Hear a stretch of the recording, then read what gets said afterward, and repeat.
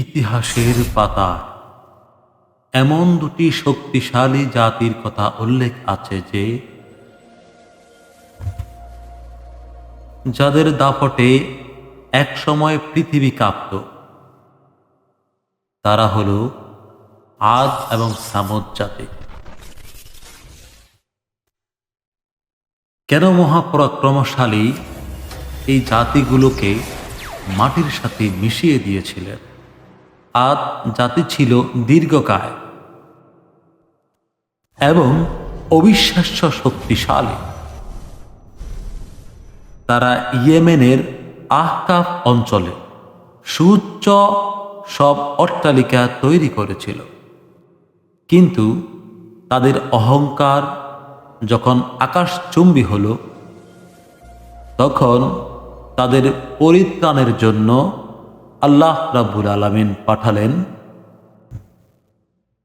হুদ আলাইহিসসালামকে। হুদ আলাইহিসসালাম তাদেরকে সত্যের পথে আহ্বান করেন।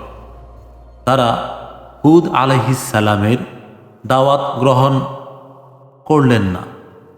এর ফলশ্রুতিতে আল্লাহ রাব্বুল আলামিনের পক্ষ থেকে আল্লাহর আযাবের সিদ্ধান্ত চূড়ান্ত হয়ে যায়।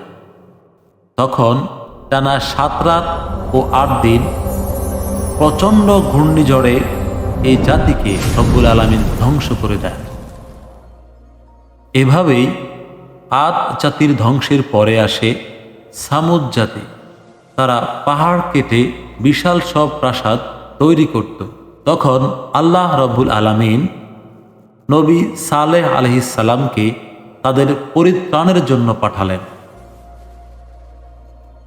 তারা সালেহ আলাইহিসসালামকে বলেছিল, আপনি যদি এই পাহাড় থেকে উটনি বের করতে পারেন, তাহলে আমরা আপনার সত্য গ্রহণ করব। সালেহ আলাইহিসসালাম আল্লাহ রাব্বুল আলামিনের হুকুম নিয়ে তিনি এই মুজিজার কাজটি, অর্থাৎ পাহাড় থেকে উটনি বের করে দেখালেন।